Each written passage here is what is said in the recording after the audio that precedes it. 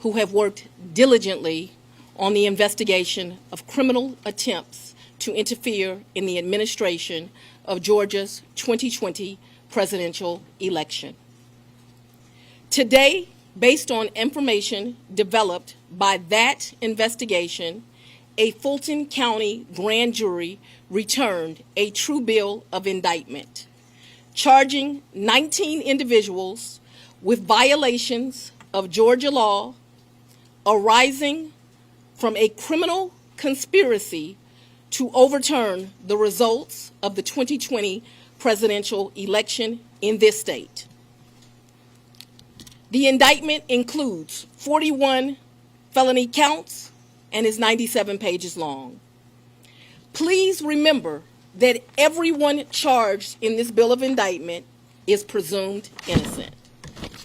Specifically, the indictment brings felony charges against Donald John Trump, Rudolph William Louis Giuliani, John Charles Eastman, Mark Randall Meadows, John Cheeseborough, Jeffrey Clark, Jenna Lynn Ellis, Ray Stallings Smith III, Robert David Cheeley, Michael A. Roman, David James Schaefer, Sean Micah Tresher Steele, Stephen Cliffgard Lee, Harrison William Prescott Floyd, Travion C. Cootie, Sydney Catherine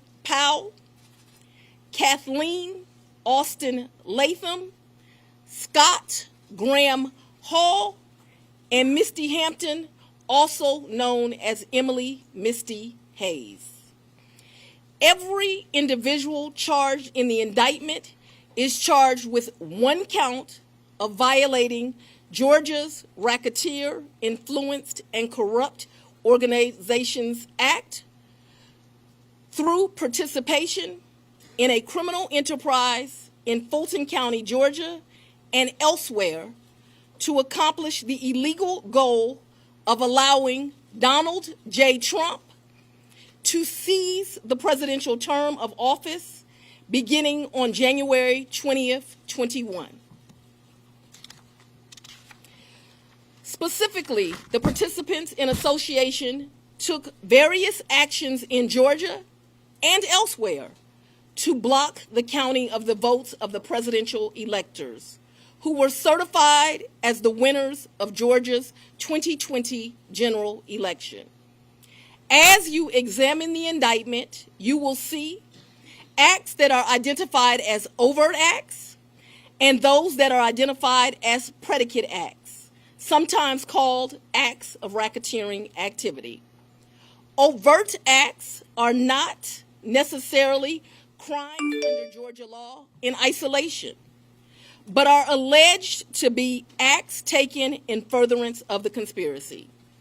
Many occurred in Georgia, and some occurred in other jurisdictions and are included because the grand jury believes they were part of the illegal effort to overturn the results of Georgia's 2020 presidential election.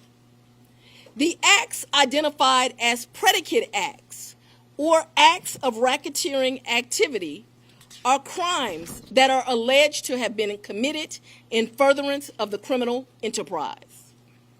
Acts of racketeering activity are also charged as separate counts in the indictment against those who are alleged to have committed them.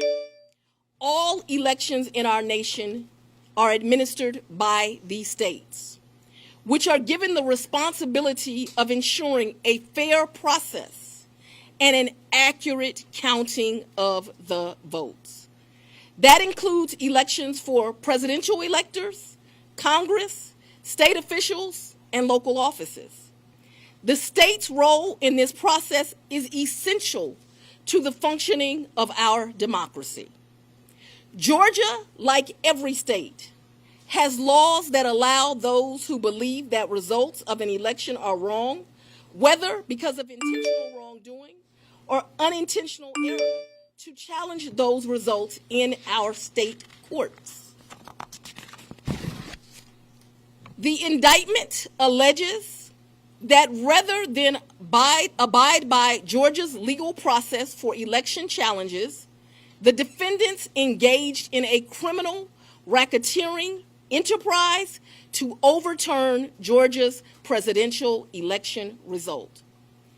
Subsequent to the indictment, as is the normal process in Georgia law, the grand jury issued arrest warrants for those who are charged.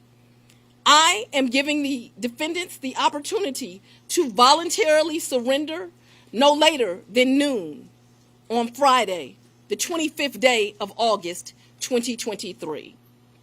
I remind everyone here that an indictment is only a series of allegations based on a grand jury's determination of probable cause to support the charges.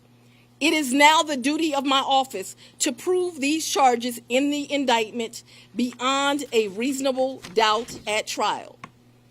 I would like to take a moment to thank the Superior Court Clerk, Shay Alexander, and her staff for staying late and making sure that this indictment was processed. I would also like to thank the men and women of Sheriff Labatt's office for keeping the courthouse open, but most importantly for keeping us safe over the weeks and months that have led up to this indictment, and for what I know they will continue to do to keep us safe. We also want to thank the Atlanta Police Department and other law enforcement partners who have worked with the sheriff to keep us safe. I will now take a very limited number of questions prior to going to sleep. I'll go first. If you don't mind, Surveil 11 to 11 alive. Quick question: can you clarify in Georgia the mandatory minimum when it comes to RICO charges, whether it's servable by probation or how that might play out? The RICO charges has time that you have to serve, so it is not a probated sentence. Madam District Attorney, what's the timetable for the trial? What is the timetable for the trial? Yes. As you know, in this jurisdiction, trials are set by the judges, and so it will be the judge that sets the date of the trial. This office will be submitting a proposed scheduling order within this week. However, that will totally be at the discretion of the judge. And you're the fourth jurisdiction now to indict on the Could you be the fourth one to try him, or could you move it up? Would you want to be the first to try him? I don't have any desire to be first or last. I want to try him and be respectful for our sovereign states. We do want to move this case along, and so we will be asking for a proposed order that occurs a trial date within the next 6 months. Madam District Attorney, there was earlier today there was a fictitious document according to the Fulton County Clerk's Office that was circulated online with charges against former President Donald Trump. That fictitious document matched exactly the charges that we now see in this indictment. Can you tell us more about that document leak? Because now you have the former president's lawyers who are saying this is emblematic of a serious problem with your office. No, I can't tell you anything about what you refer to.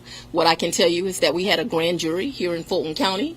They deliberated till almost 8 o'clock, if not right after 8 o'clock. An indictment was returned. It was true billed, and you now have an indictment.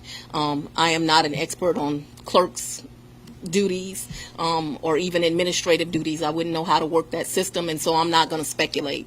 Next question. Have you had any contact with the special counsel about overlap between these cases, and do you intend to try all of these defendants together? Do I intend to try the 19 defendants in this indictment together? Yes. And have you had any contact with the special counsel about the overlap between this indictment and the federal indictment? I'm not going to discuss our investigation at this time. Ma'am, we're I'm entering going to take. What do you make of the arguments made by former President Trump that this is a politically motivated affair? I make decisions in this office based on the facts and the law. The law is completely nonpartisan. That's how decisions are made in every case. To date, this office has indicted, since I've been sitting as a district attorney, over 12,000 cases. This is the 11th RICO indictment. We followed the same process. We look at the facts, we look at the law, and we bring charges. Will you try this case yourself?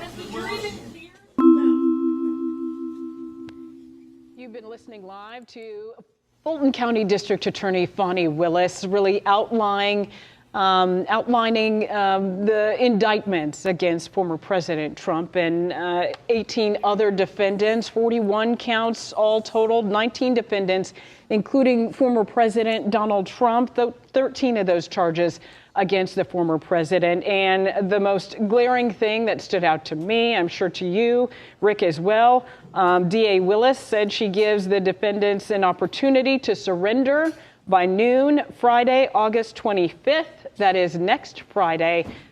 She expects them to surrender and says she will